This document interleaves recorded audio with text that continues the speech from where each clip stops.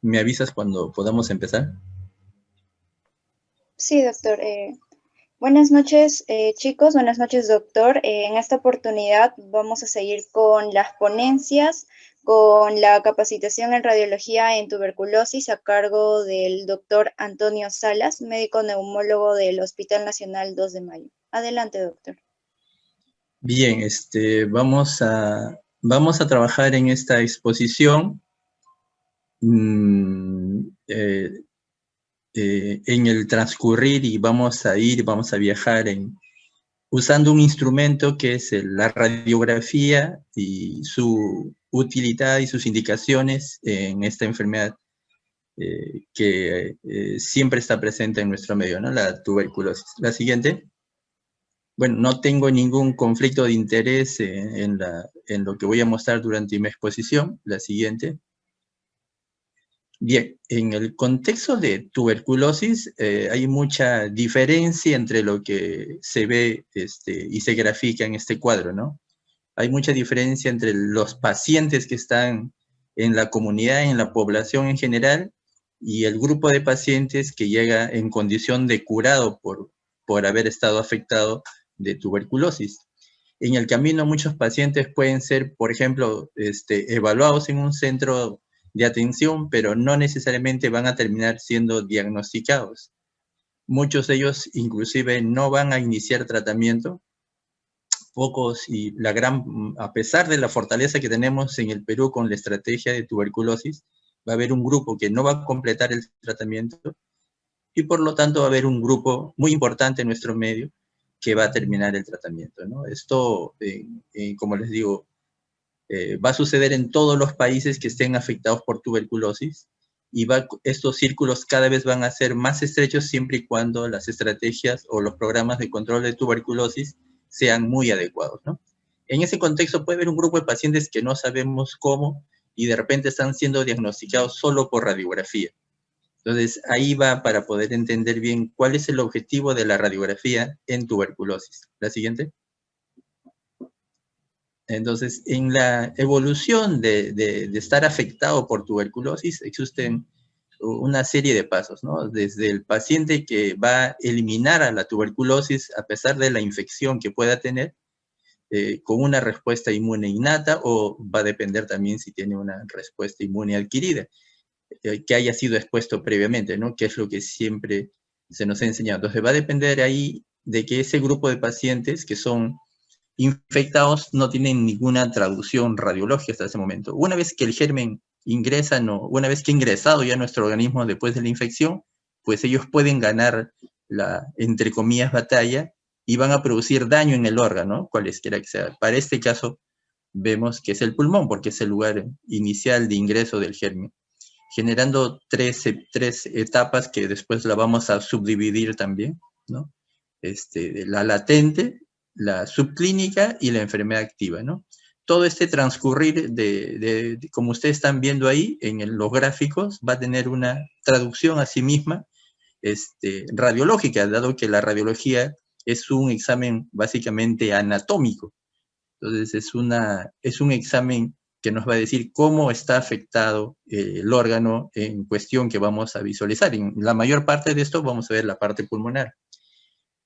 Y esto no termina con el paciente una vez ya con enfermedad activa. Él va a terminar un tratamiento, cualesquiera que le corresponda, y al final va a quedar con unas lesiones permanentes que nosotros le hablamos muchas veces como secuela de tuberculosis, ¿no?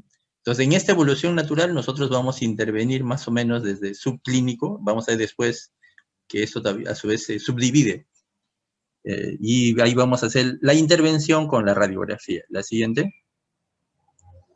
Entonces, para eso la OMS todos hicieron una clasificación. En los mismos grupos que hemos mencionado les han puesto del 1 al 5, y a partir del grupo 3, que es los pacientes que tengan enfermedad con tuberculosis activa, ya hay un componente radiográfico que evidencia y que se puede hacer diagnóstico de la enfermedad. La siguiente. Entonces, ¿cuál es el rol de la radiología en la tuberculosis? Pues básicamente en el diagnóstico, ¿no? Entonces, en la tuberculosis usamos un instrumento que le llamamos acá radiología, ¿Cuál es el instrumento que vamos a usar? Son varios de ellos, ¿no? La radiografía propiamente dicha, la clásica que siempre vemos, puede ser tomografía, ecografía, resonancia magnética, puede ser un PET, o modificando o usando ya la computadora, podemos hacer uso de inteligencia artificial. ¿Todo esto se puede usar en tuberculosis? Sí, pero con los dos primeros es lo que hacemos el uso un tanto racional para diagnosticar esta enfermedad, ¿no? Ahora, solamente es el diagnóstico para el cual usamos la radiografía, ¿no? El rol de la radiología en la tuberculosis nos sirve, como hemos mencionado, para el diagnóstico, también sirve para hacer el seguimiento, ¿no? ¿Cuándo pedirlo? ¿En qué momento pedirlo? Para ver las complicaciones o secuelas que pueda generar la tuberculosis, dependiendo del órgano afectado. La siguiente.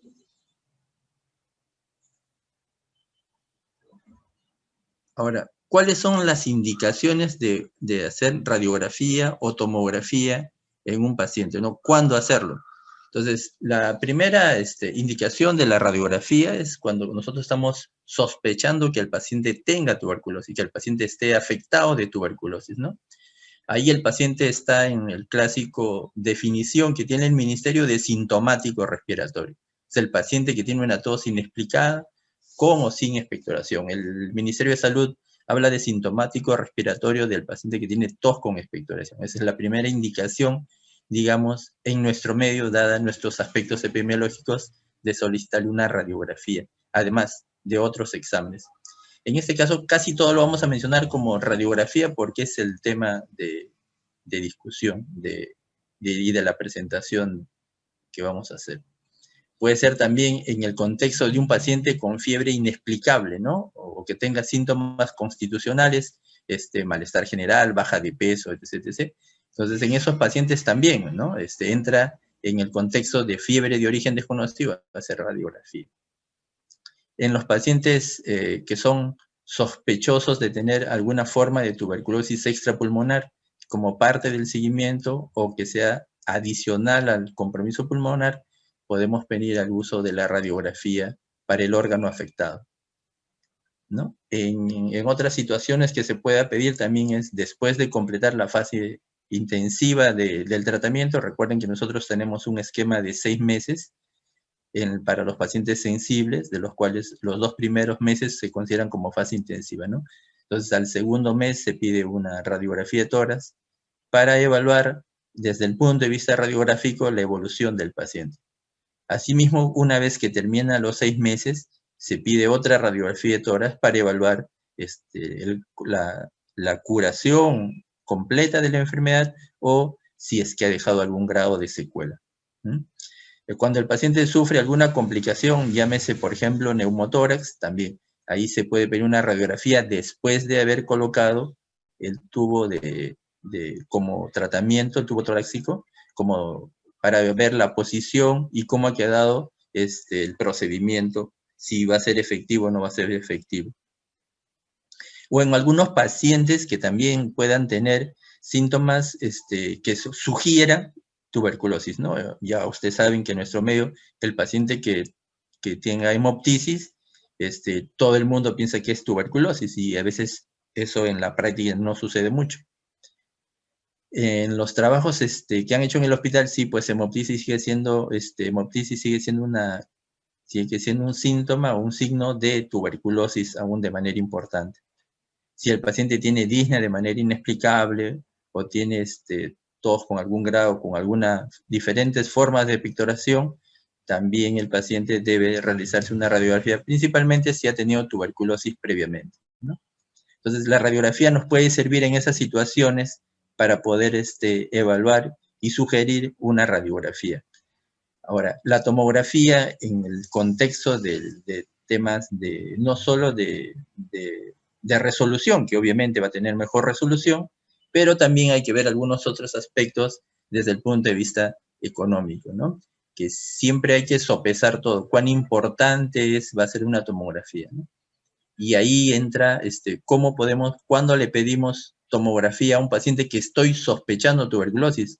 Recuerden que existen, y les insisto también haciendo un paréntesis, que existen pruebas de baciloscopía y pruebas entre comillas modernas, porque las pruebas moleculares ya no resultan tan modernas en el mundo porque ya tienen más de 20 años en uso, entonces ya no son tan modernas para poder hacer diagnósticos en nuestro medio. Entonces, si el paciente tiene tuberculosis negativa y tiene una radiografía un poco, digamos, sugerente de alguna otra enfermedad, no necesariamente tuberculosis, podemos pedir la tomografía. Para evaluar si el paciente tiene algún compromiso extrapulmonar que permita verse en una tomografía con mejor resolución, también es otra indicación. En el paciente que tenga lesiones persistentes aún dentro del contexto de tratamiento o de enfermedad activa, ¿no? Si tiene lesiones que persisten en el tiempo y que no desaparecen a pesar del tratamiento indicado, pues puede indicarse una tomografía para ver cuál sería la razón de esto, ¿no? O también cuando el paciente tiene un empeoramiento, como lo vamos a ver después en una forma asociada a tuberculosis, tiene un empeoramiento radiográfico, ¿no? Para explicarnos cuál sería la razón de eso. O si el paciente no tiene una respuesta adecuada al tratamiento en los tiempos que se permiten decir que le está yendo bien con el tratamiento. También se debe pedir tomografía en los pacientes que tengan secuela. Todo esto que estamos hablando en teoría, después lo vamos a ver en algunos gráficos para ver cómo podemos visualizarlo en las radiografías. En la evaluación de pacientes sintomáticos que hayan tenido tuberculosis previa, también se puede pedir una tomografía, pero la condición es que el paciente, si el paciente ha tenido tuberculosis previa y tiene radiografías previas, y yo pueda comparar ambas y decir que las lesiones son iguales, persistentes, pues no habría necesidad mucha de pedirle una tomografía, ¿no? Si es que yo estoy evaluando y estoy queriendo tomar la decisión que todo es una secuela, ¿no? Salvo que en la comparación de las dos radiografías veo alguna imagen nueva, ¿no? Alguna nueva lesión que no tenía la primera, pues ahí sí sería muy importante pedirle una tomografía, ¿no? Y como toda neumonía o como todo compromiso infeccioso, la tomografía va a ser útil si el paciente tiene alguna complicación de tuberculosis en el transcurso de su enfermedad o de su tratamiento. Esas son las indicaciones claras, ¿no? Para pedir una radiografía o una tomografía, y no hay necesidad de estar haciéndose un bypass de frente a la tomografía. Empecemos con el primer examen y con eso tomemos una decisión. Recuerden que en tuberculosis mucho más importante son las baciloscopías, encontrar el agente etiológico, más que un examen anatómico, que sí ayuda mucho, pero que no, digamos, es importante para la toma de decisiones en cuanto al tratamiento. La siguiente. Avanzamos. Y veamos si la importancia que tiene la radiografía, ¿no? Independiente de la baciloscopía que exista, ¿no? Algún momento nosotros en el país, los colegas anteriores no han tenido las pruebas que tenemos hoy y han hecho mucho uso de la radiografía, ¿no? Y en realidad sí, pues, ¿no? La radiografía, como se ve ahí, demuestra una sensibilidad y especificidad muy importante para diagnosticar tuberculosis, ¿no? Y como vamos a ver después, hay unas imágenes que sí pueden ser altamente sugestivas y nos ayudan a diagnosticar, ¿no? Pero viendo la radiografía, tiene mucha sensibilidad y especificidad para decir, sí, tiene tuberculosis, ¿no? En lo que nos interesa mucho es la tuberculosis activa, es cierto. Pero lo que es cierto también, que en un medio como el nuestro, donde las tasas de resistencia son muy importantes, importa más tener una prueba de sensibilidad. Entonces, las pruebas, la sensibilidad y especificidad de la radiografía sí son muy importantes, ¿no? Como se ve ahí, para diagnosticar tuberculosis o encontrar alguna anomalía en las radiografías. La siguiente. Entonces, nosotros estamos en algunos cambios, ¿no? Y yo creo que va a haber algún cambio en algún momento en cuanto a la percepción de la radiografía, ¿no? La enseñanza tradicional siempre nos ha permitido evaluar en términos de tuberculosis primaria y reactivación. Y a partir de ahí, y a partir de eso, hacer la presentación radiológica que tiene el paciente, ¿no? La frecuencia del tipo de lesión, como en la charla anterior, los patrones se encontraban en la radiografía. Eso siempre ha sido lo clásico, ¿no? Y de mucho tiempo atrás, de muchos años atrás, ha habido personas que no les parecía tampoco eso que sea una condición sine qua non para poder ver las radiografías. Con el descubrimiento de las pruebas moleculares, ¿no? Que es, para diagnosticar tuberculosis, con la presencia de VIH se vio un cambio importante en la percepción de la presentación radiológica en pacientes afectados por tuberculosis, ¿no? Además de eso, les pongo diabetes, porque diabetes es una segunda ola que se nos viene, que ya está en camino, ¿verdad? Hace buen tiempo, y que también tiene una traducción en su componente radiológico que escapa un poco a lo de la enseñanza clásica de primario y reactivación, ¿no? Ahí les pongo la referencia del 2005, que es de repente el trabajo que denota con mayor fuerza de cómo el primario reactivación no debería considerarse, y en relación, en cambio de eso, debería usarse el grado de inmunodeficiencia que tuviera el paciente para su presentación radiológica. ¿Bien? Entonces, eso nos queda un poco como pregunta para todos, ¿no? Que nos han enseñado primario reactivación, sí. Que lo seguimos usando y lo vamos a usar, sí. Pero ¿realmente será eso la forma de ver las radiografías o es que tenemos que cambiarle en el tiempo? Eso nos queda como pregunta para todos, ¿bien?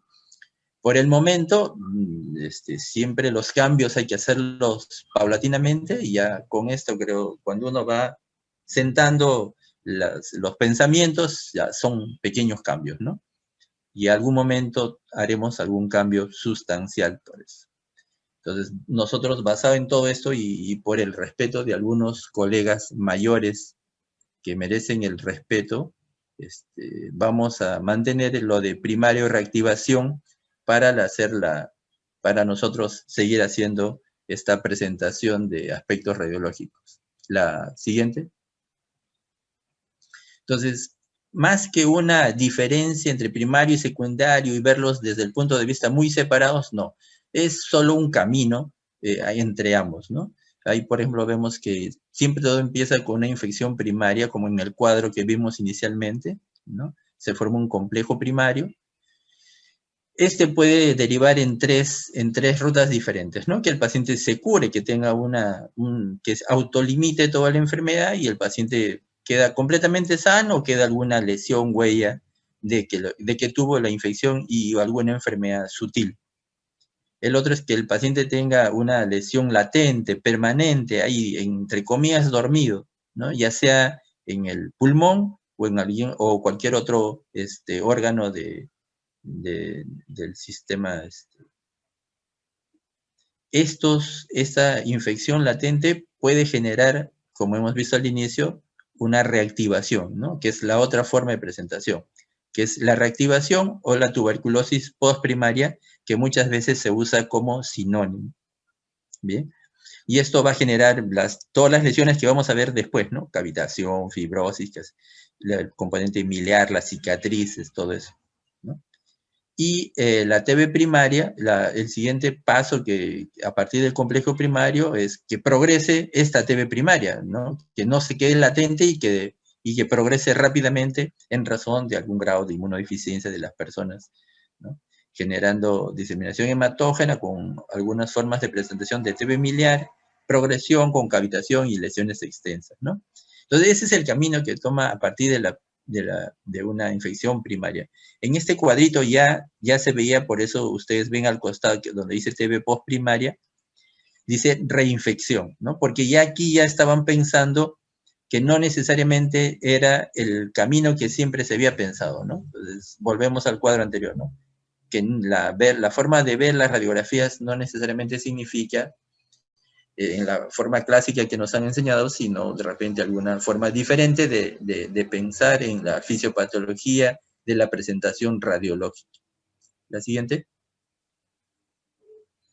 Vamos a empezar por algunos de ellos.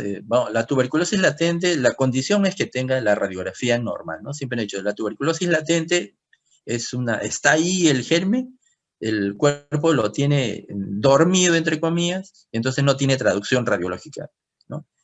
Ya siempre nos enseñaron, ¿no? Pero la tuberculosis latente, en su definición muy específica, involucra dos.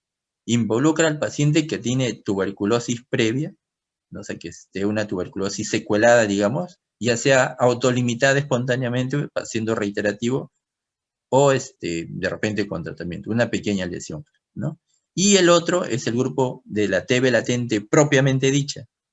Entonces, esos dos de TB previa o inactiva y TB latente, pues es el conjunto de lo que nosotros debemos considerar como tuberculosis latente. Dado lo que queremos ser muy estrictos y pensamos siempre que la radiografía es normal, siempre hemos considerado que para tuberculosis latente no debe tener, ¿no? Pero como les digo, la definición primaria inicial clara de latente es considerar a los dos. Evidentemente el mayor grupo siempre va a ser el que no haya tenido nada y que la radiografía no demuestre ninguna evidencia de tuberculosis previa, ¿no? Ahora, ¿por qué es importante la tuberculosis latente? Sigamos.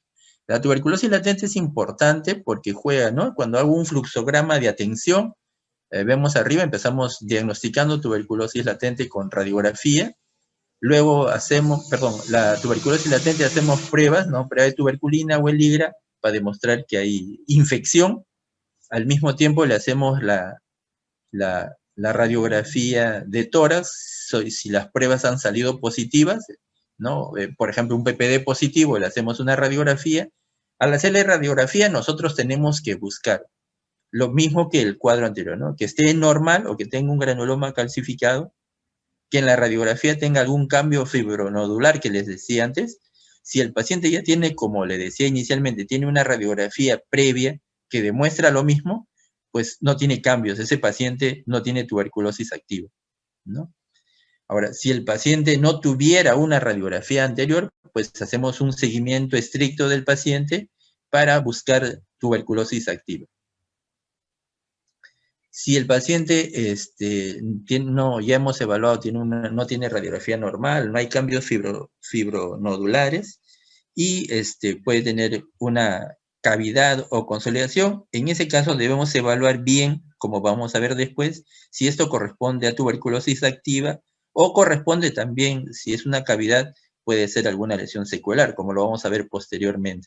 Entonces, esa es la importancia de tuberculosis latente y cómo usamos la radiografía en el contexto de esta situación o fase de la tuberculosis. La siguiente. Entonces, nos quieren a veces un poco complicar la situación. Entonces, una vez que, si no tiene tuberculosis latente, que hay otros dos formas de tuberculosis, que es la tuberculosis incipiente y la tuberculosis subclínica.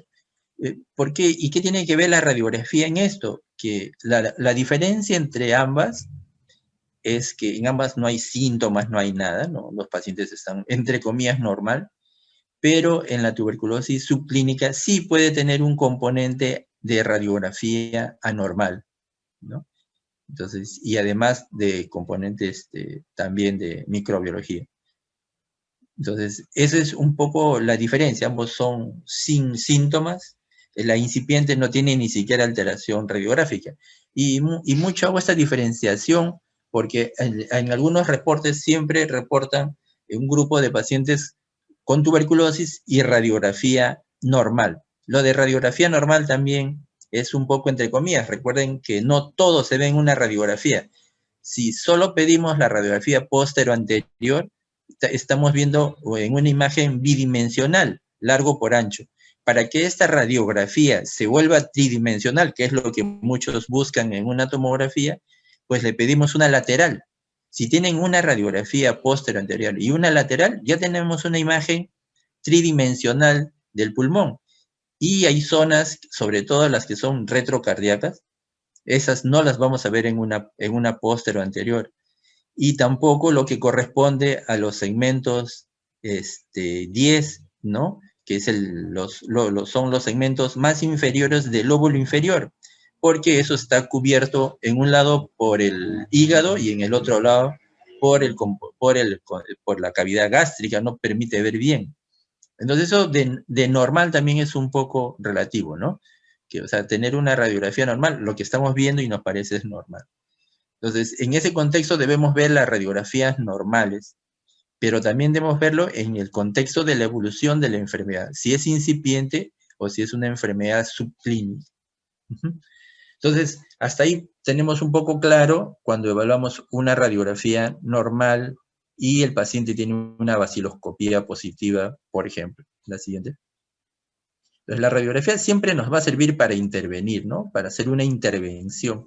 En este caso, la intervención parte primero por una intervención diagnóstica y luego intervención terapéutica, si se quiere, terapéutica, si queremos decirlo, ¿no?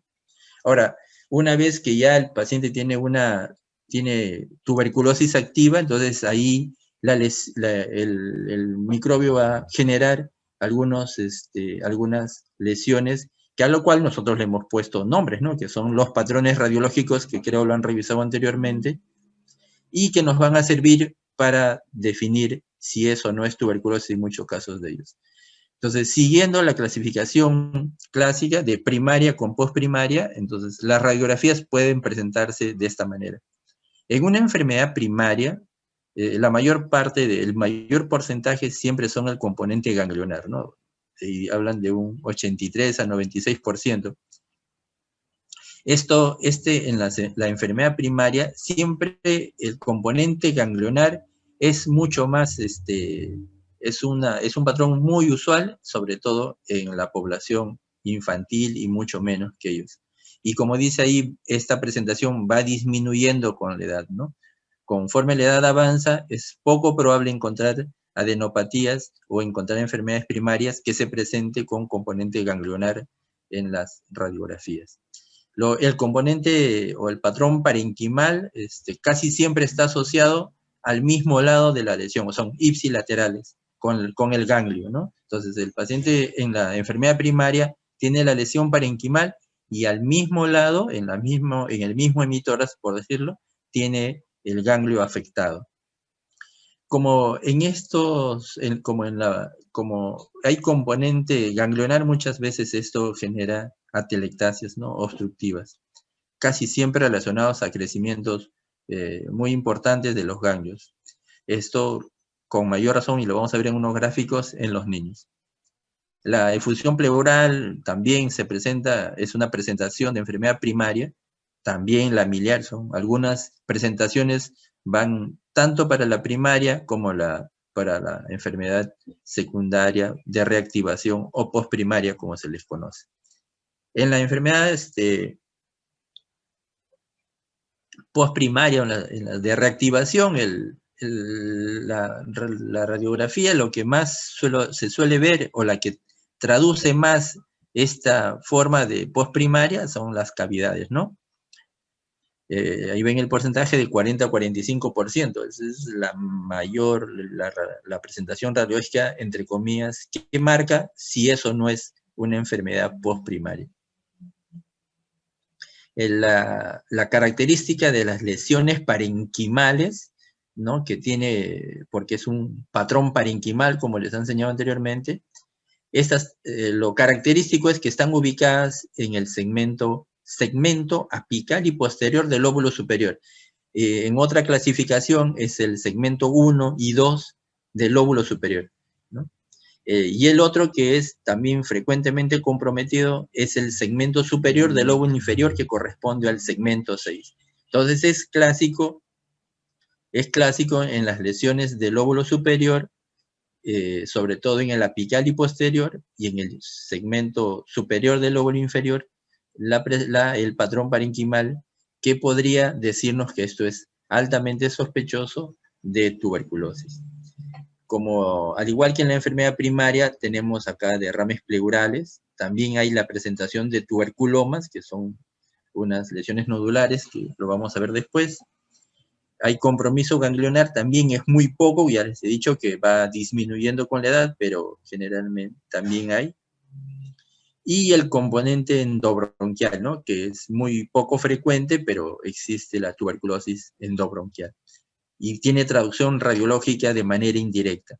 Entonces, estas son las formas que las vamos a ver en la radiografía, en las láminas siguientes. La siguiente.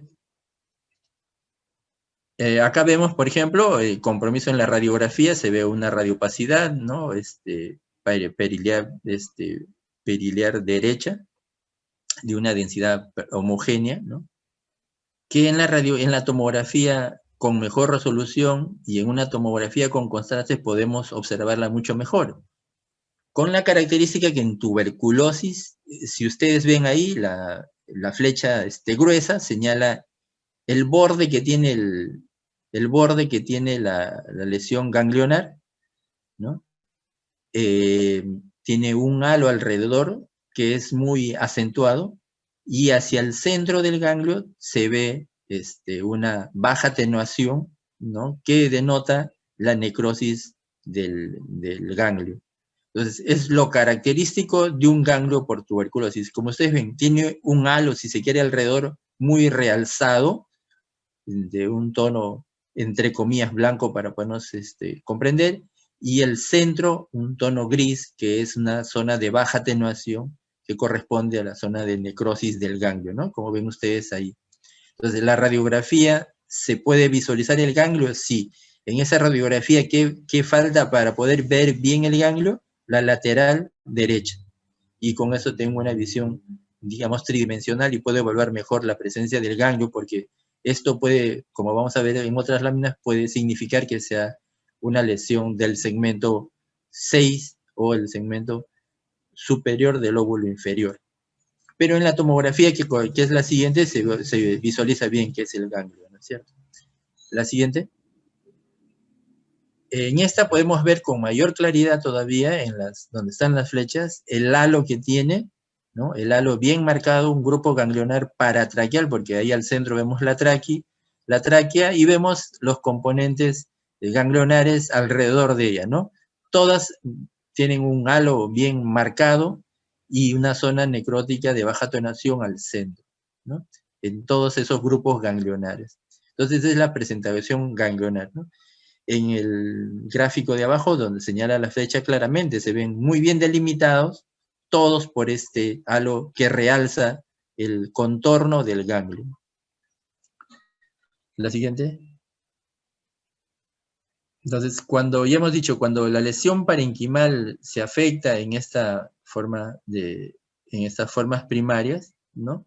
A veces es difícil de distinguirlo de una neumonía bacteriana común y corriente, ¿no? Como se ve ahí en el gráfico, se ve una radiopacidad heterogénea, tal cual es una lesión parenquimal. Y en ellos, además de esta presentación, pueden haber otras formas de presentación de la lesión parenquimal, como se menciona, ¿no? En parche, lineales, nodulares, o algunas que imitan una masa, ¿no? Como se ha mencionado. Entonces, la lesión parenquimal puede ser de bordes como meos heterogéneos, generalmente asumiendo la forma de un lóbulo, de un segmento, o en las otras formas tomando en parche lineales nodulares o imitando una masa. Ahora, ¿cómo yo distinguirlo de una neumonía bacteriana de una tuberculosis, no? Generalmente en tuberculosis los lóbulos comprometidos son el inferior y el medio, ¿no? En esta radiografía vemos una línea muy clara que delimita la cisura horizontal, ¿no? Entonces ahí tenemos que nos delimita hacia abajo lo que es el lóbulo medio, ¿no? Entonces es un componente parenquimal que afecta el lóbulo medio. Entonces esto, por esta localización, es sugestiva de tuberculosis, ¿no? Además de otros aspectos que vamos a ver en el paciente, solo estamos viendo, usando el instrumento radiología para ver esto. Entonces en la forma primaria, la lesión parenquimal puede tener varias formas de presentación, la mayor parte imitando una neumonía común y corriente, pero que su ubicación es en lóbulo medio y lóbulo inferior, ¿no? Y generalmente, como les dije, está acompañada de componente ganglionar de ese mismo lado la mayor parte de veces. La siguiente. Acá vemos igual una lesión, en la radiografía vemos la lesión parenquimal, ¿no? No se puede visualizar bien los ganglios, pero hay una lesión parenquimal del lóbulo medio. Y viendo en la radiografía se ve el componente ganglionar que está afectado, ¿no? Entonces, es una lesión parenquimal más una lesión ganglionar evidente. Esto es más sugerente de tuberculosis que de una neumonía bacteriana que usualmente vemos. La siguiente. El otro es la telectasia, como les dije, eso se ve generalmente en menores, en la población infantil, ¿no? Y esto puede generar atelectasias lobales o segmentarias, ¿no? Generalmente está tomado el lóbulo superior y el segmento medio, o sea, y el lóbulo medio, la parte medial, o sea, el segmento medio está dividido a su vez en dos, pero digamos que está comprometido básicamente por este proceso obstructivo el lóbulo superior y el lóbulo medio. Esta lesión de atelectasia básicamente es por el crecimiento ganglionar, ¿no? Que obstruye la luz endobronquial y va a producir en las vías distales un componente atelectásico, ¿no? Ahí en la radiografía vemos ganglio y una lesión parenquimal, ¿no? Es el ganglio más la lesión parenquimal se conoce como el foco de Gone, ¿no? Esto, como ven ahí, puede tener alguna calcificación. Luego, con el tiempo, dependiendo del tratamiento o de la evolución natural, esto se puede calcificar. Cuando se calcifica, nosotros le denominamos como complejo de Ranke. Bien, la siguiente. Y acá podemos ver cómo el proceso de atelectasia, vemos en el gráfico A, la flecha señala el ganglio, ¿no? Con incremento en su volumen, en la ventana mediastinal, que es la mejor para poder visualizar estos ganglios. Y en el gráfico B comparamos la luz bronquial. En el lado izquierdo la luz es grande, normal, ¿no? Permite visualizar bien ahí el bronquio. Y donde está la flecha se ve disminuida la luz del bronquio, ¿no? O sea, hay una obstrucción del bronquio que esto va a generar una atelectasia en ese paciente por una compresión extrínseca, ¿no? Y en la radiografía de abajo vemos lo que mencionamos, ¿no? La evolución del componente parenquimal y ganglionar calcificado, ¿no? Y vemos si algunos pacientes, a veces cuando se le ha hecho la evaluación ocupacional, tienen estas imágenes, ¿no? Tiene el ganglio calcificado y el complejo de Ranke. Y los envían para ver si tiene tuberculosis activa. Evidentemente no, esto es tuberculosis inactiva involutiva, ¿no? Digamos, entre comillas, es como una secuela. Pero también eso no es necesariamente propia de tuberculosis. En algunas formas de micosis se ha visto que pueden tener esta forma de presentación, pero lo usual y la frecuencia de la enfermedad que es tuberculosis nos permite decir que sí, la mayor parte que presenta esto probablemente haya sido la involución de una enfermedad ocasionada por el Mycobacterium tuberculoso. Siguiente. Y hasta ahí son todas las formas primarias, ¿no? Entonces, las formas primarias básicamente es ganglionar, el componente parenquimal, ¿no? Ubicado en lóbulo medio y lóbulo inferior, entonces es lo más frecuente. En la postprimaria,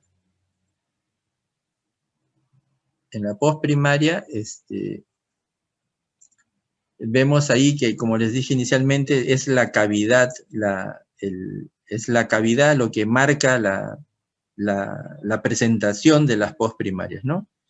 En la radiografía, en el primer cuadro, vemos, señalando la fecha blanca, vemos una lesión parenquimal, algo de forma redondeada, pero es una lesión parenquimal, ¿no?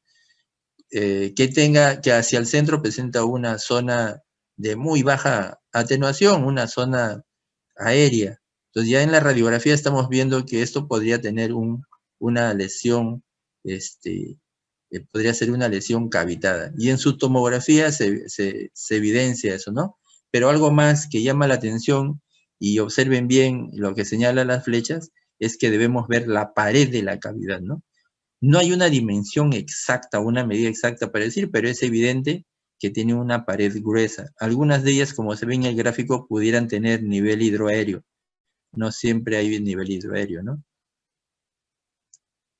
Y la ubicación casi siempre es en el lóbulo superior y en el lóbulo superior del pulmón y en el segmento inferior. Y vemos ahí que la cavidad es el que marca la enfermedad, ¿no?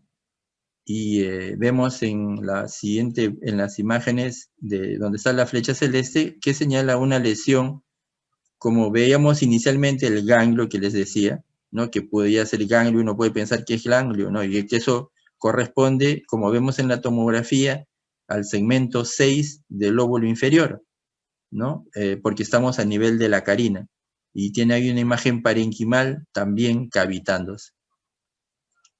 Entonces, esa es la presentación parenquimal cavitada, que es la lesión que marca esta forma de tuberculosis. La siguiente. ¿No? Vemos acá también la primera lámina, en ese corte de la tomografía, vemos una lesión cavitada, y en el corte axial estamos viendo la misma imagen con una cavidad que no tiene nivel hidroaéreo, pero la pared es gruesa. Y también se ve algunos nódulos satélites alrededor de la lesión. En la parte inferior vemos lo que se conoce como árbol en brote, está señalando la flecha negra, ¿no? Y en el gráfico anterior, ese es en la figura B, en la figura A lo que vemos es la lesión cavitada con algunos nódulos que señalan las cabezas de flecha, ¿no? Entonces son nódulos y el árbol en brote, que vamos a verlo después, qué realmente significa. La gráfica a la derecha es un paciente que, además del componente que vamos a ver de tuberculosis, tiene un componente, tiene un paciente que tiene una radiografía expirada. En la tomografía se ve que tiene además asociado y tiene enfermedad de fondo un EPIT. Y vemos la lesión cavitada, ¿no? Que es que este paciente tuvo tuberculosis además de su enfermedad de fondo, que era el EPIT. La siguiente. Entonces, las lesiones parenquimales, o cuando el ganglio crece demasiado y a veces se abre el ganglio hacia un bronquio, esa necrosis gaseosa, ese contenido gaseoso puede migrar, ¿no? Y migra por los bronquios y algunas veces se manifiesta radiológicamente. Esto no lo vamos a ver en la radiografía. Para ver estas imágenes necesitamos tomografía. Entonces, en el gráfico A vamos viendo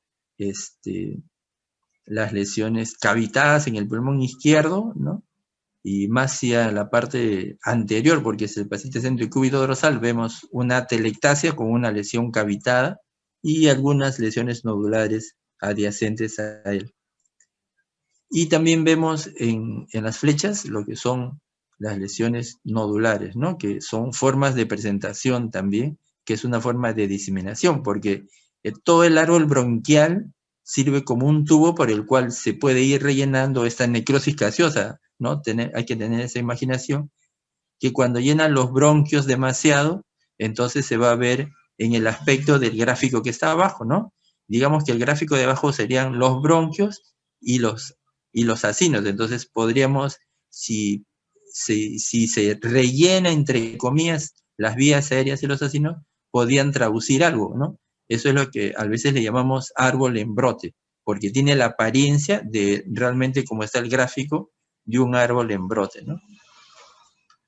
Son lesiones que debemos verlas en las lesiones tomográficas, ¿no? Y las lesiones nodulares, señala algunas flechas, y la siguiente, que es la donde se ve mejor la siguiente.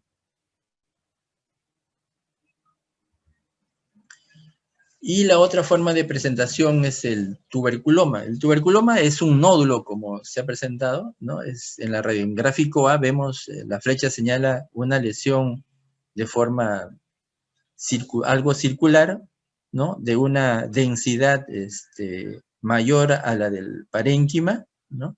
Algo homogénea, y que en el gráfico B, al ver la tomografía, la distinguimos, ¿no? Que es una imagen, digamos, sí, pues algo ovoidea, con dos densidades, ¿no?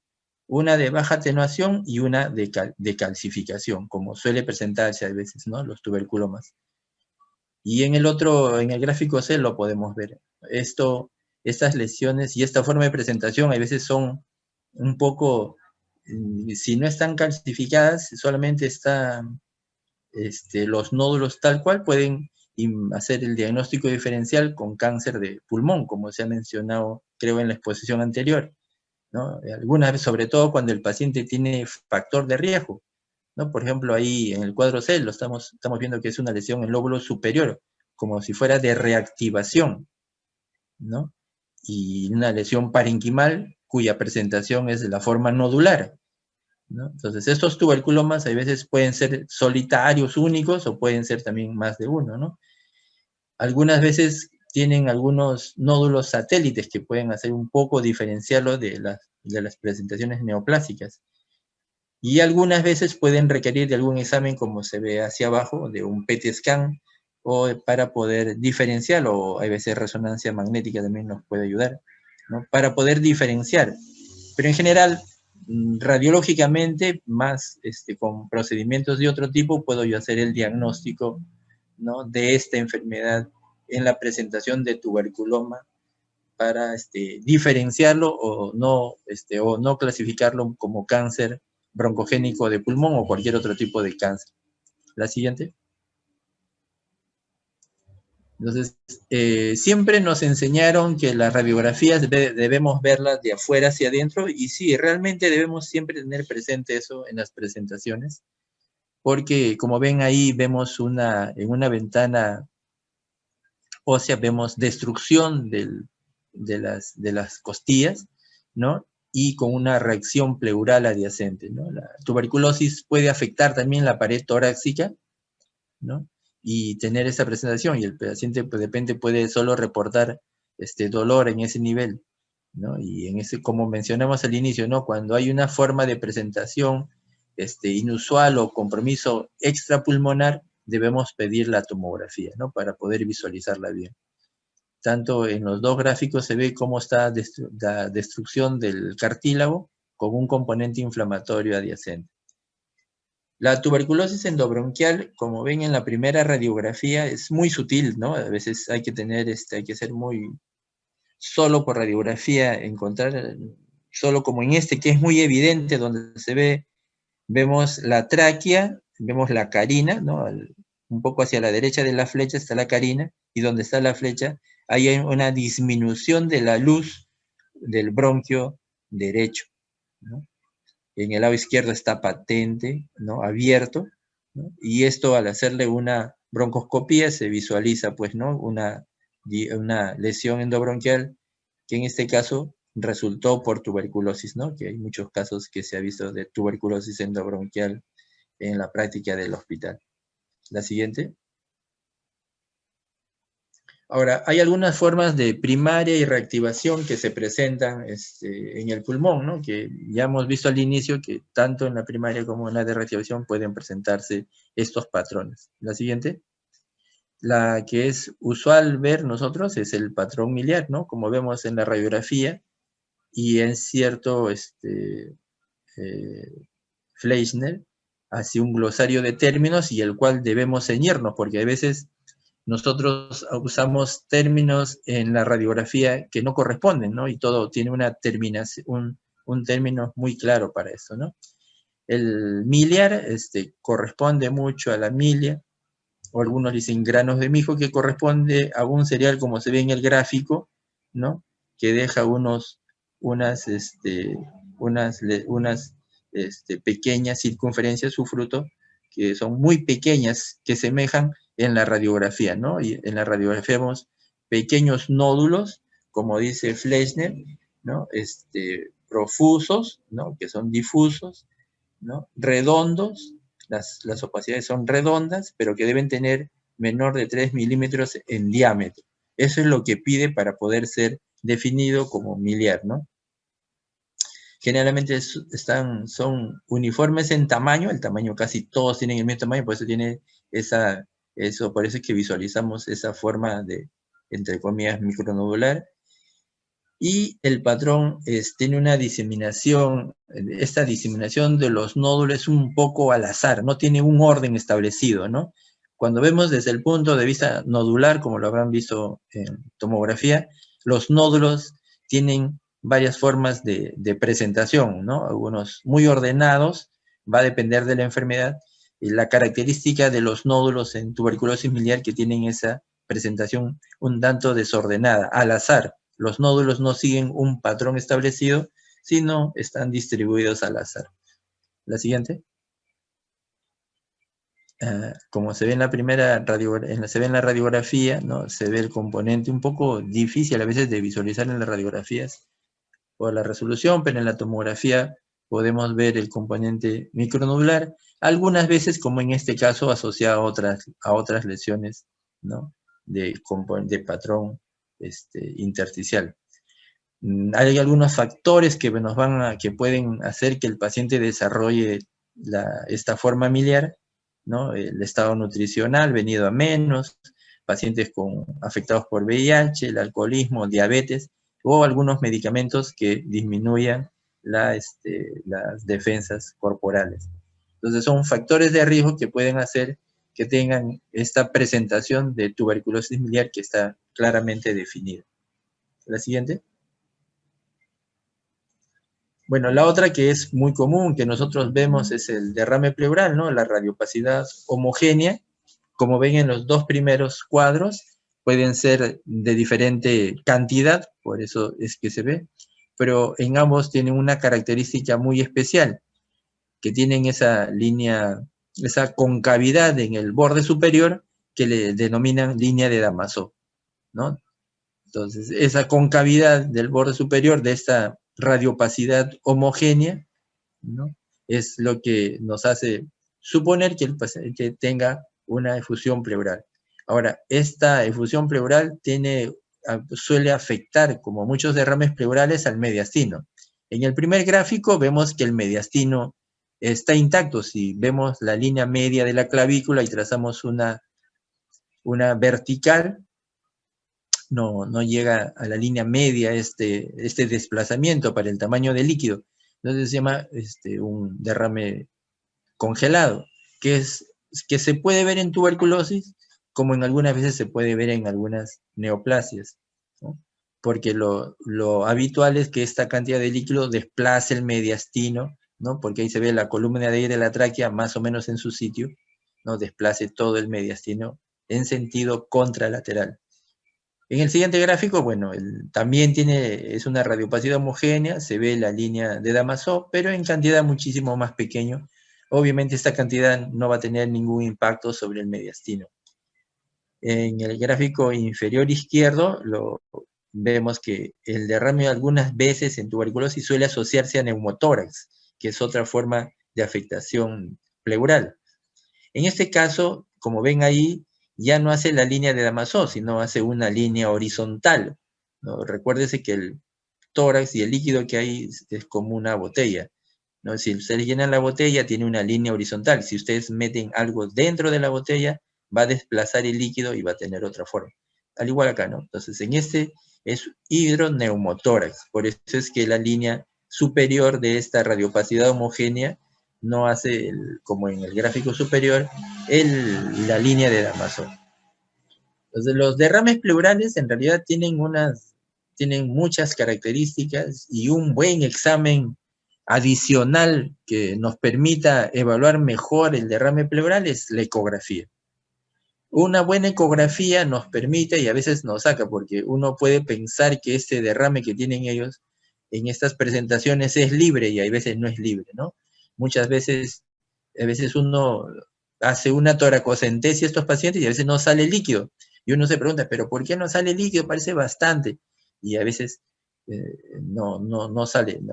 Entonces, el mejor examen que nos permite visualizar bien es la ecografía, como vemos en el cuadro inferior derecho. Entonces, ahí se visualiza bien en el primer gráfico, donde está la flecha roja, se ve el líquido claramente. Es un ecógrafo muy bueno, de buena resolución, que permite ver el líquido, ¿no? Y ahí nos permite ver no solo el líquido, nos permite ver la profundidad desde la piel hacia el líquido para hacer el procedimiento. Entonces, hacemos un procedimiento de mejor calidad con menos afectación del paciente, ¿no? Entonces, podemos ubicar rápidamente. Con derrames pleurales muy pequeños como el que estamos viendo ahí, y podemos hacer una toracocentesis y diagnóstico oportuno de tuberculosis en el paciente. Algunas veces el derrame, como está en las partes superiores, parece libre, pero cuando se hace la ecografía, en el siguiente gráfico, vemos que hay unos tabiques, y esos tabiques demuestran que este es un derrame tabicado, y hay veces es la razón por la cual no sale líquido, ¿no? Ahí un poco está magnificado el tamaño, pero hay veces ahí no hay un volumen importante como para sacar también. Entonces uno hace la toracocentesis y no obtenemos líquido. Entonces, en un derrame pleural, creo que el mejor examen que nos ayudaría mucho es una ecografía, ¿no? Ahora, nos enseñaron también que el derrame pleural lo podemos ver en forma, ¿cómo puedo yo saber si este derrame pleural es o no es libre? Poniendo en la posición en decúbito lateral y tomando una radiografía ahí y ver si se mueve o no el derrame. Si se mueve el derrame, obviamente va a ser derrame libre, pero la ecografía es un examen muy importante, como les he mencionado. La siguiente, porque el otro examen, la tomografía, es, con todo lo difícil que es hacer mucho en términos de factibilidad, es mucho más rápido una ecografía que una tomografía, es mucho menos costoso, es mucho menos invasivo, es menos irradiación, a pesar que la irradiación de tomografía no es muy importante, pero en ecografía no tiene irradiación, es otro el sustento para realizarla, ¿no? Y como vemos ahí en el primer cuadro, sí, pues algunas veces el derrame es libre, vemos la pleura visceral un poco engrosada, ¿no? Pero en otros casos, como en el gráfico siguiente, vemos que hay unos tabiques, ¿no? Entonces está separado, es un derrame tabicado. Y algunos pueden ser enquistados porque están separados unos de otros, ni siquiera es un tabique, están separados. Y ahí es donde a veces uno no suele sacar líquido durante el procedimiento. Algunas veces el derrame pleural es progresivo, ¿no? Lo tienen de tiempo y como ven en la flecha roja, la lesión suele migrar, el derrame suele migrar porque esto genera ese líquido que está acá, que muchas veces es pus, suele salir, ¿no? Y ahí se genera lo que se llama un empiema de necesidad, ¿no? El siguiente es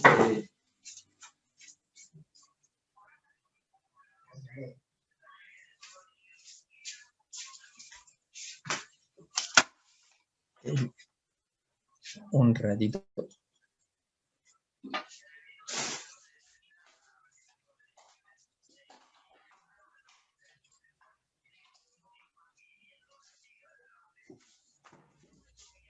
Hubo un problema con el cargador. Entonces, algunas veces vemos que no, ¿por qué cortaste? ¿Me escuchan? Sí, doctor, disculpe. No, sí, no.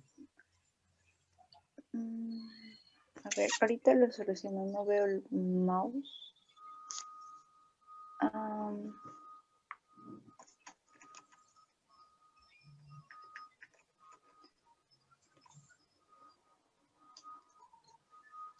Ya pasaste mucho ya.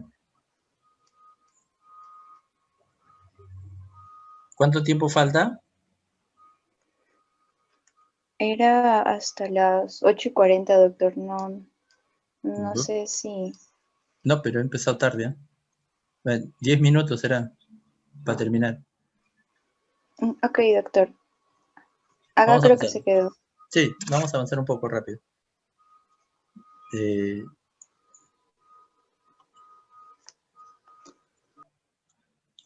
Bueno, es el empiema de necesidad, ¿no? Que el empiema sale. La siguiente.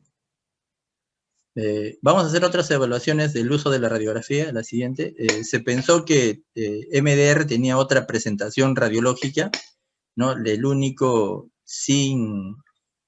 que podría predecir es que una radiografía pudiera ser MDR-XDR es el número de cavidades que se encontraba. No hay una evidencia clara sobre esto, pero es a lo que algunos artículos publican, ¿no? El número de cavidades, que puede predecir si es MDR o no. La siguiente. Avanzamos. Igual, ¿no? En ese artículo también no encuentra ninguna evidencia de que que la cavidad sea un predictor de ser MDR o XDR, ¿no? Es un poco discutible esto, ¿no? O sea, la conclusión es de que TB-MDR, XDR y sensible casi tienen la misma presentación. Y pudiera ser que en algún estudio más adecuado sea el número de cavidades un predictor de resistencia a dos medicamentos. La siguiente. TB pulmonar en VIH, la presentación sobre... Aquí lo que marca es el nivel de CD4 menor de 200, la presentación es atípico, ¿no? Es en lóbulo inferior y en lóbulo medio. Encima de CD4 de 200 sigue siendo como un caso de postprimaria o de reactivación. No es frecuente las cavidades en pacientes con VIH con CD4 menor de 200. La siguiente. En diabetes también se pensó que pudiera tener, hay una tendencia a pensar que igual que tengan la misma presentación de VIH, que sean en lóbulos inferiores, con la particularidad que hay una mayor presencia de cavidad a diferencia del VIH. La siguiente. Bueno, se mejoró un poco lo de las radiografías digitales, ¿no? Se ha usado un poco de inteligencia artificial, pero es muy costoso. Para diagnosticar tuberculosis, todavía no hay una evidencia clara que sustente su uso en esta enfermedad. La siguiente. Bueno, hay diferentes tipos de secuela que hay, ¿no? Lo más importante, el gráfico siguiente le voy a mencionar. El gráfico siguiente, pásalo nomás. Vamos a ver las figuras. La siguiente. La siguiente. Lo que llaman las secuelas son bronquiectasias, ¿no? Que seguimos igual, las mismas definiciones que Fleischner, ¿no? El paralelo que corren las paredes del bronquio y que pierde el afilamiento, ¿no? Los bronquios normalmente tienden a disminuir la luz, pero en bronquiectasias son paralelas, ¿no? En este caso son bronquiectasias varicosas. Cuando es muy periférico la bronquiectasia se llama bronquiolectasia. Entonces son dos definiciones claras. La siguiente, y en tuberculosis lo que se ha visto, según el estudio de un colega que hizo en el Hospital 2 de Mayo, que la mayor parte son las bronquiectasias quísticas, ¿no? No la varicosa ni la cilíndrica, sino la quística, ¿no? En la primera placa vemos que es una lesión en lóbulo inferior. Esto puede ser una secuela de tuberculosis primaria. En la siguiente vemos la tráquea, estamos a nivel del lóbulo superior, con bronquiectasias quísticas, que pueden ser expresión de una secuela de tuberculosis de reactivación. La siguiente. El fibrotórax, que es el engrosamiento de la pleura, a eso se refiere con fibrotórax. La definición es que es un engrosamiento de la pleura que genera una disminución del volumen del tórax afectado, ¿no? Y que genera un patrón restrictivo. Y el otro pulmón va a compensar en términos de función. La siguiente. Hay otras secuelas, como ven ahí, bronquiectasias y lesiones cavitadas y el fibrotórax. La siguiente. Estenosis, después de una tuberculosis bronquial queda también ya en forma definitiva la estenosis. El aneurisma de Rasmussen, que es el que genera mucha hemoptisis, que algunas veces tenemos que se ve en las imágenes tomográficas como un nódulo, tiene que ser con contraste, y usamos algunos otros instrumentos de radiología para hacer el diagnóstico de este tipo de secuela. La siguiente. Bueno, el micetoma, que es una de las formas de presentación de la aspergillosis, como ustedes ven ahí, es una imagen que hay un continente, que es la cavidad, es una cavidad secuelada, ¿no? Vean la pared acá, la pared es más delgada que en una tuberculosis activa, y tiene un continente, que es una radiopacidad homogénea, de forma ovoidea, que va creciendo en el tiempo. Con el siguiente podemos verlo con mejor. y va formando, avanza, y va formando, como ven en el primer gráfico, en la primera radiografía, en esta secuela no había ninguna lesión, o sea, y en la siguiente va aumentando la lesión, y en la tercera es mucho mayor. Entonces, la flecha roja indica el crecimiento, y si crece tanto, va a estar como en el gráfico inferior, casi ocupando todo. Si lo, eso en las flechitas que está señalando es lo que se conoce como el signo de aire crecente o el signo del menisco, ¿no? Que es un signo que nos dice que pudiera ser un micetoma. Cuando ocupa toda la cavidad, ya va a ser parte del diagnóstico diferencial de una masa pulmonar, ¿no? Sospecha de neoplasia. Por eso hay que pensar bien en los antecedentes en la historia clínica. La siguiente. Bueno, la fístula y la fibrosis peribronquial, que son otras formas de secuela. La siguiente. ¿Es útil durante el tratamiento? Sí, vean cómo después del tratamiento, cómo mejora la radiografía en nuestro esquema de 6 meses. La siguiente. Se hizo algunos factores de predicción porque un paciente no iba a ir bien. Se pensó que las cavidades pudieran ser un predictor de mala evolución. Los estudios no corroboran esto. Hay algunos que sí, otros que no. Al final, la conclusión es que la persistencia del esputo no tiene que ver mucho con la presencia de una cavidad en la radiografía al final del segundo mes, sobre todo. La siguiente. Bueno, y el síndrome de reconstitución, que es una enfermedad que como que entre comillas empeora todo. Vamos a ver el siguiente gráfico, ¿no? Avanzamos. Entonces, es un, entre comillas, empeoramiento. La siguiente, para ver el gráfico.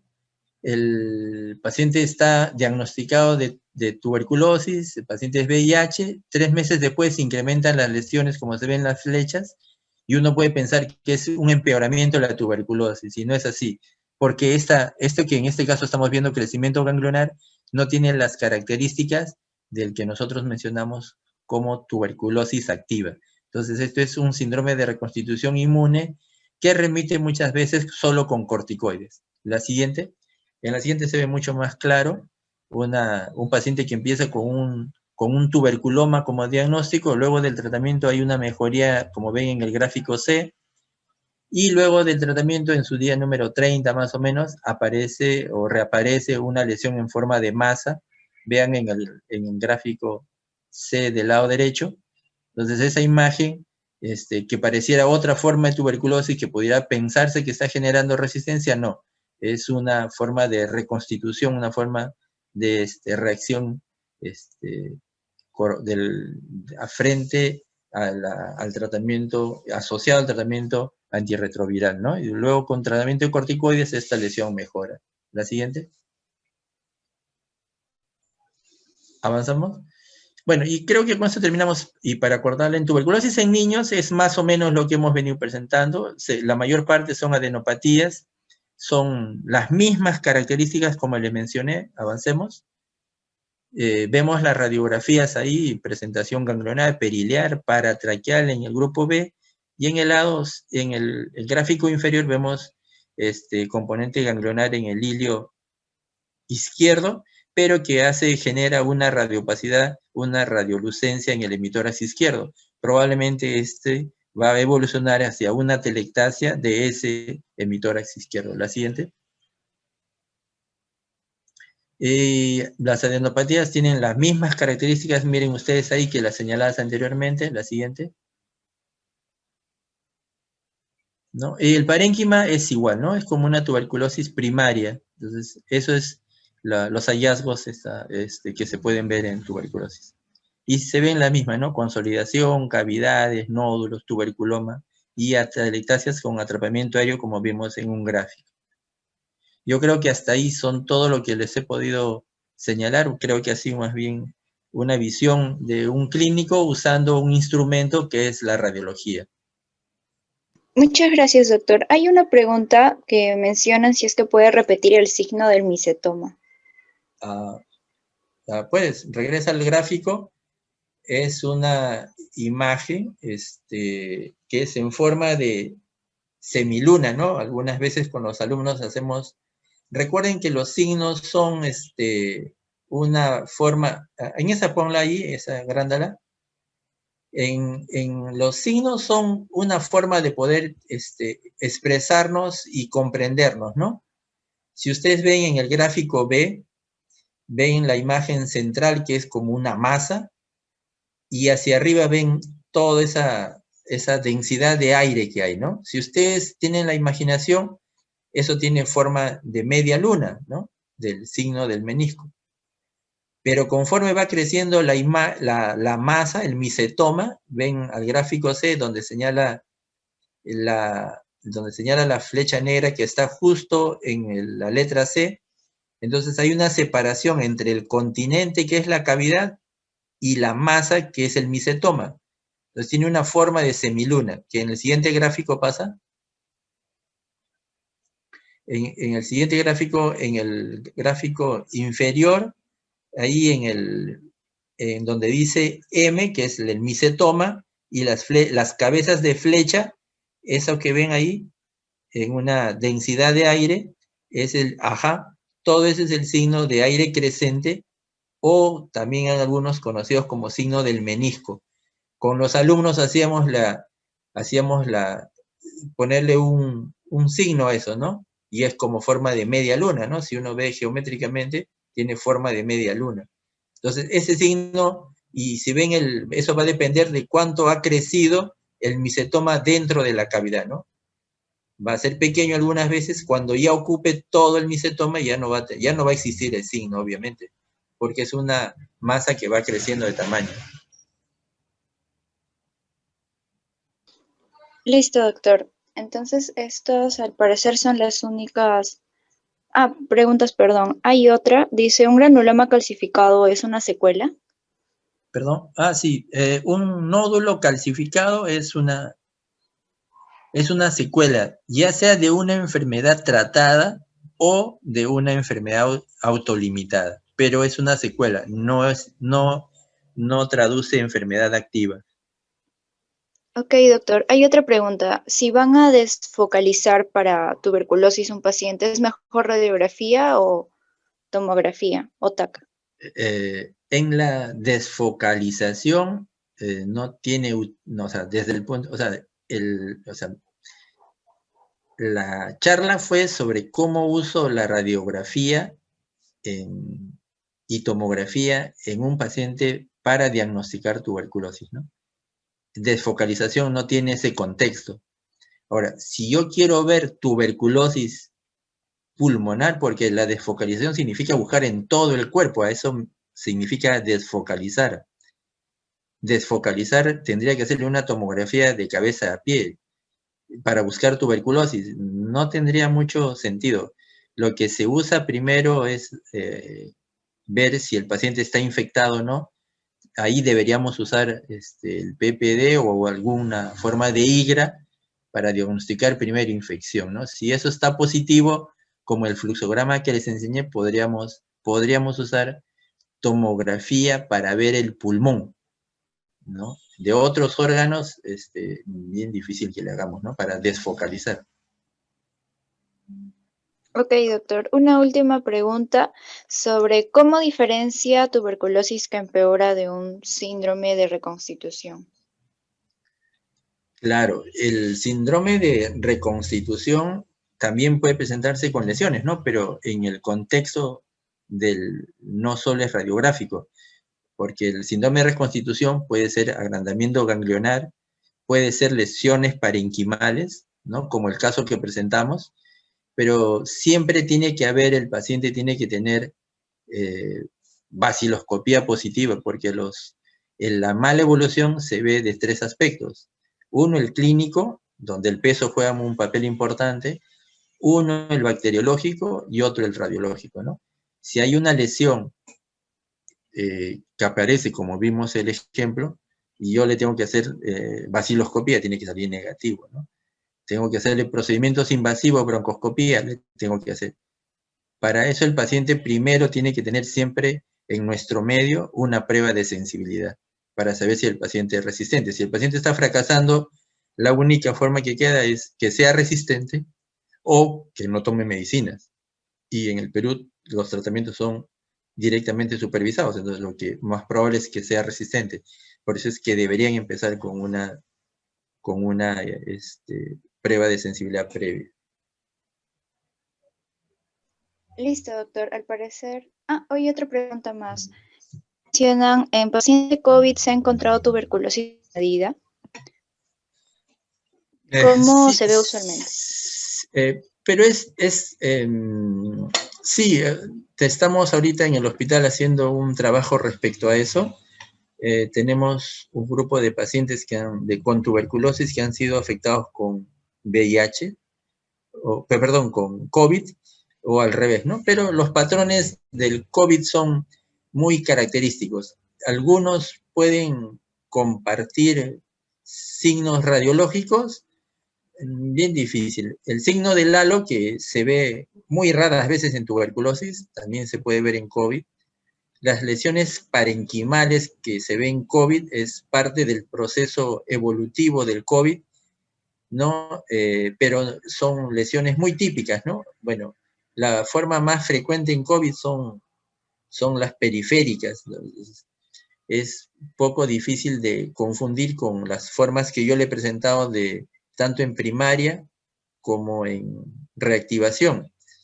¿Hay formas atípicas de COVID? Sí. ¿No? ¿Hay formas atípicas de COVID de presentación? Sí. Pero son fáciles de distinguir de TB-COVID. TB-COVID es una asociación que se ha visto mucho en nuestro medio, ¿no? Lo hemos visto mucho, como yo estamos preparando un trabajo sobre eso. Listo, doctor. Al parecer ya no hay más preguntas de parte del comité organizador del 8º curso de diagnóstico por imágenes. Se le hace el presente certificado en reconocimiento por su destacada participación como ponente del tema de tuberculosis pulmonar. Le reiteramos los agradecimientos por la ponencia de hoy día y esperamos contar con usted para una próxima oportunidad. Muchas gracias, doctor. Gracias, muy amables. Gracias, gracias. Buenas noches. Buenas noches, doctor. De igual forma será enviado a su correo. Eso Gracias. sería todo. Muchas gracias, doctor. Buenas noches con todos. Buenas noches a todos.